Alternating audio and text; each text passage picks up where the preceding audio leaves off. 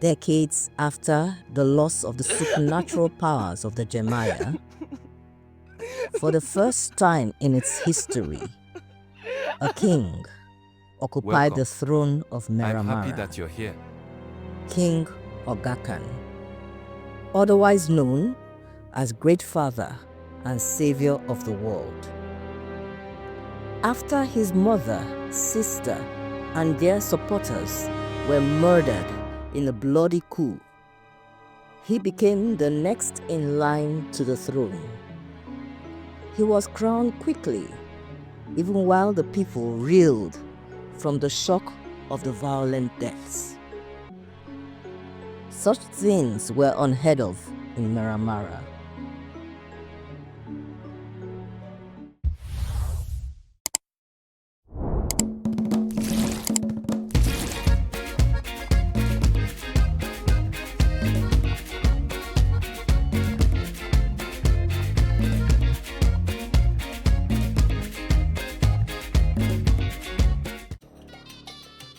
Not many knew the truth, however, that Ogakan was the mastermind behind the bloody takeover.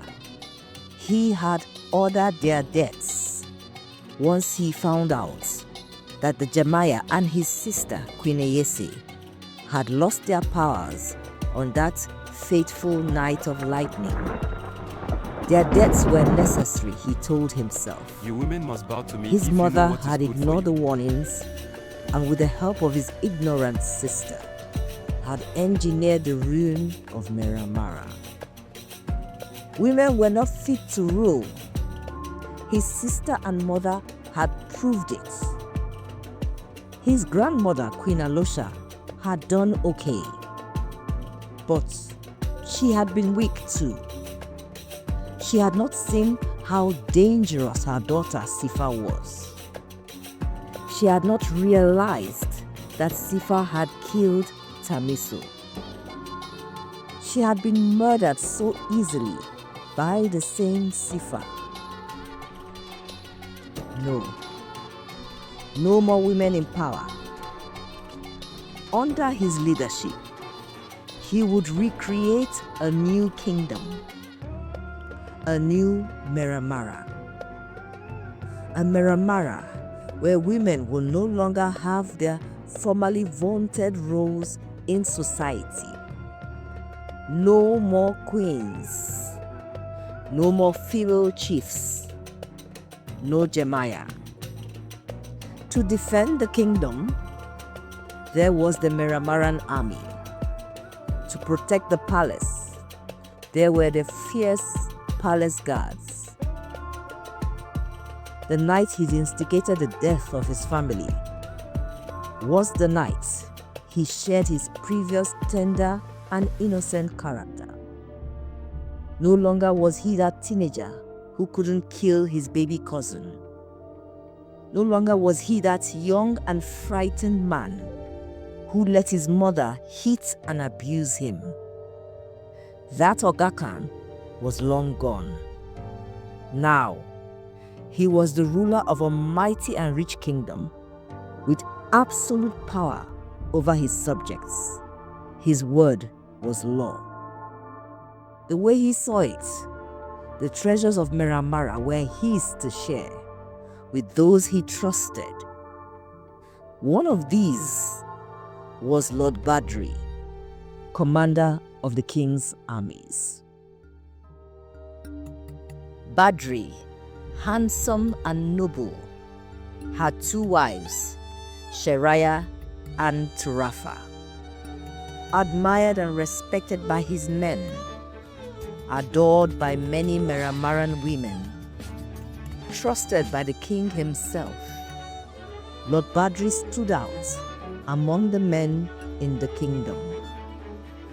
Although they did not know it then, the day he and his wives traveled to the slave market close to the Njabi River to buy a female slave was a day that would change their lives forever.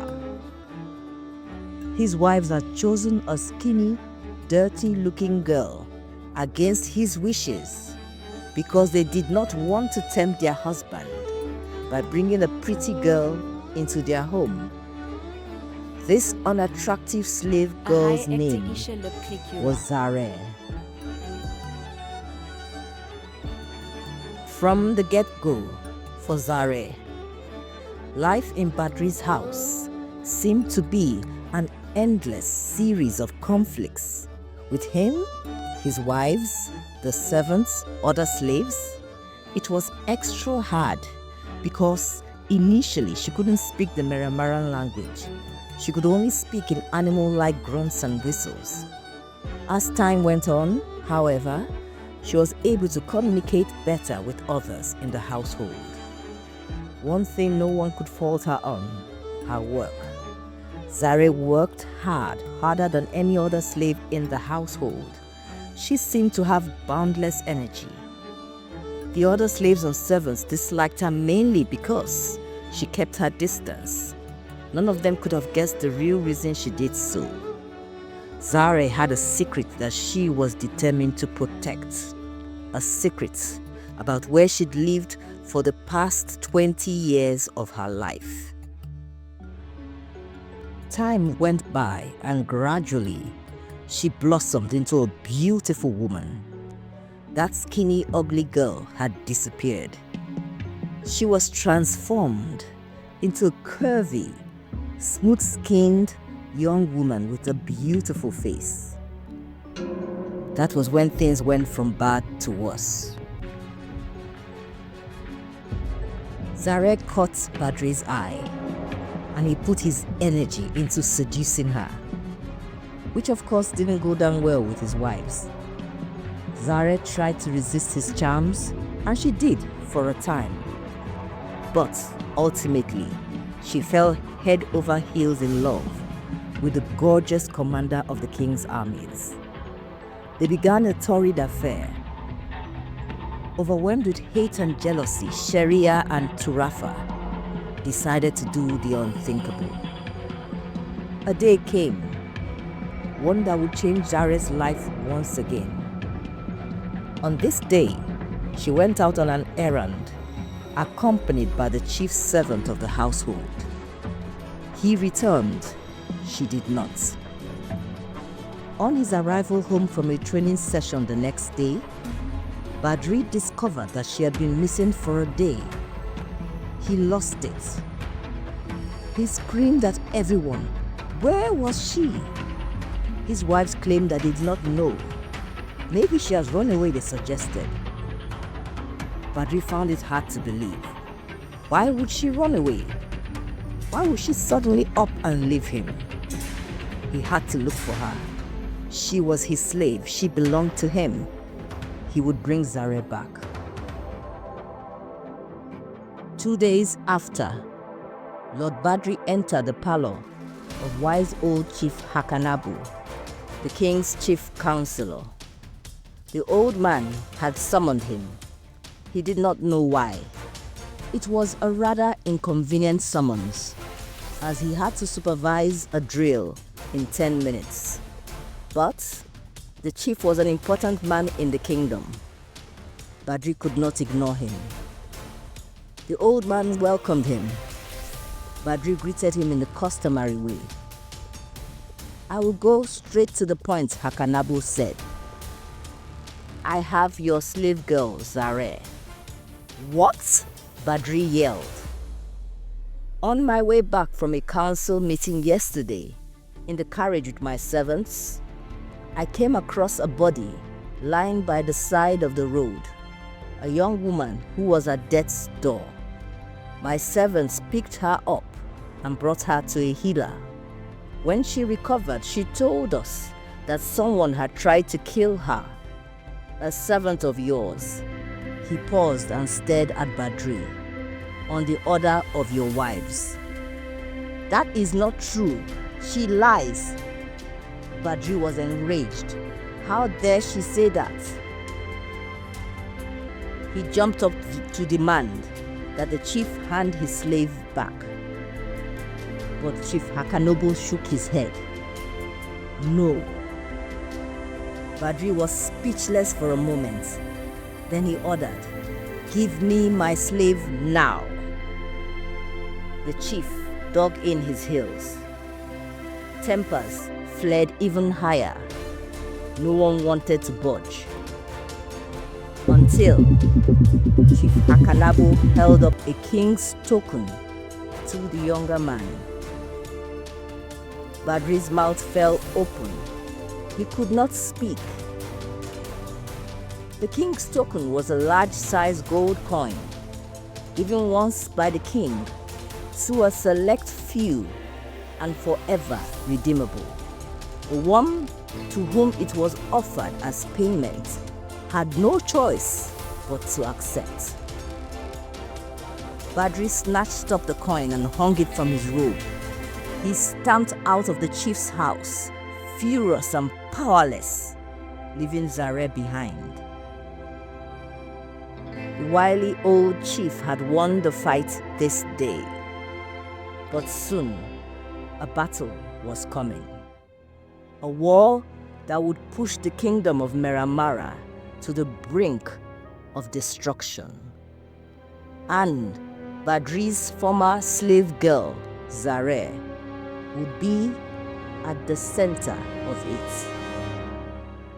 Chief Hakanabo had brought Zare into his home, not just because she needed help, but mostly because he had taken one look at her face and his knees had weakened. There was no doubt in his mind. Zare closely resembled the great Queen Alusha. Once Zare got better, he questioned her about her origins. When she revealed where she'd lived most of her life, Chief Hakanabo had broken down in tears. The prophecy from the goddess Yahagi was about to be fulfilled. She had promised to give her people a second chance to be worthy of her gift. This gift would return when a descendant of Alusha comes back to Meramara as a slave. This slave would become the last warrior queen. Zare had just confirmed what he had suspected the first time he saw her face. Also, what she told him was in sync with what Ogakan had explained to him in confidence on that fateful night of lightning, about the egregious evil his mother, Sifa, had committed. Zare was the late Queen Alusha's granddaughter, the one who would fulfill the prophecy. From that day forward, loyal to the great queen to the end, the chief vowed that he would protect Zare's identity at all costs. Time went by happily for Zare in Chief Hakanabo's household. For the first time in her life, she was treated with love and respect. The chief cared for her like he did his daughters. Life was good for a while, until the day the wise old chief made his first ever mistake. He petitioned King Ogakan to set Zare free from slavery. The king actually freed her, but the price he demanded was a very heavy one. "Give me what you gave the commander of my armies," Ogakan led. Zare, shocked, flatly refused. How dare she say no to him? In a rage, Ogakan forced himself on her. She left the palace after, devastated, yet willing to keep her ordeal a secret from the old chief. Unfortunately, within minutes, the gossip spread across Boudica city. Zare had been raped by the king. Appalled, Chief Hakanabo protested to King Ogakan.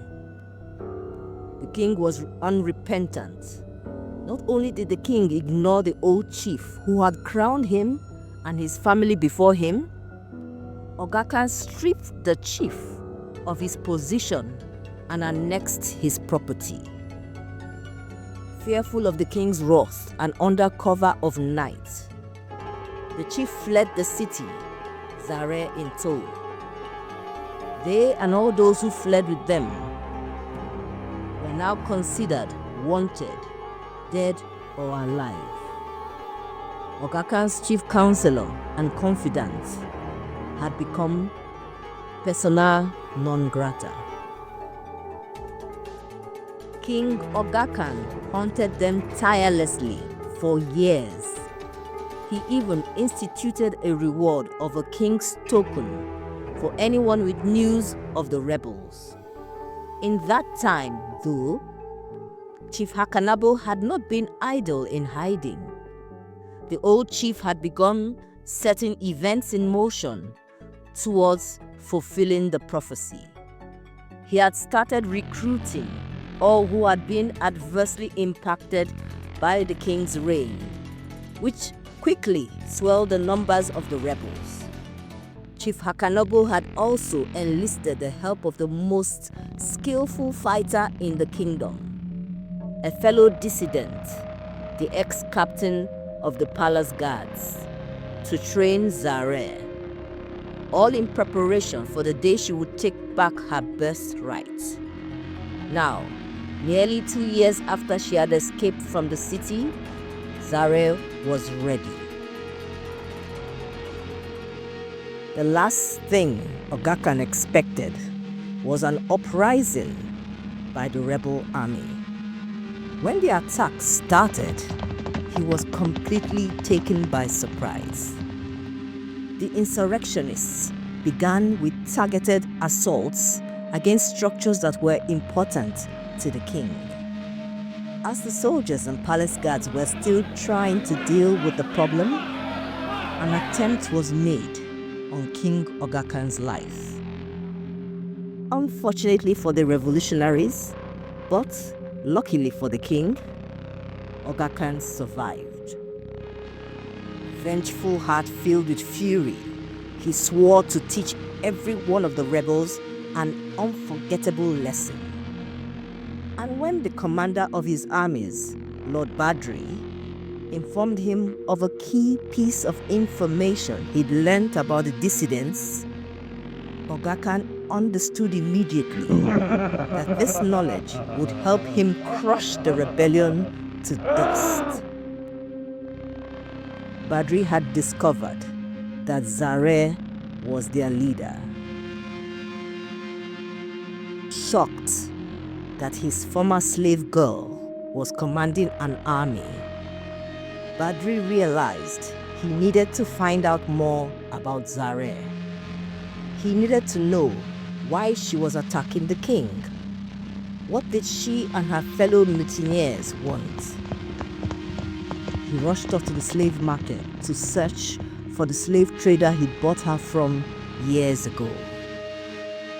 What the man told Badri shocked him to his bones. The slave trader revealed that he'd grabbed Zare as she fled from the land on the opposite side of the Njabi River, the land of the Half-Beings. Ogakan was stunned when Badri told him what he had found out. Could she be? Did the baby survive the Half-Beings? Was Zare his cousin? And more importantly, was she here to reclaim his throne?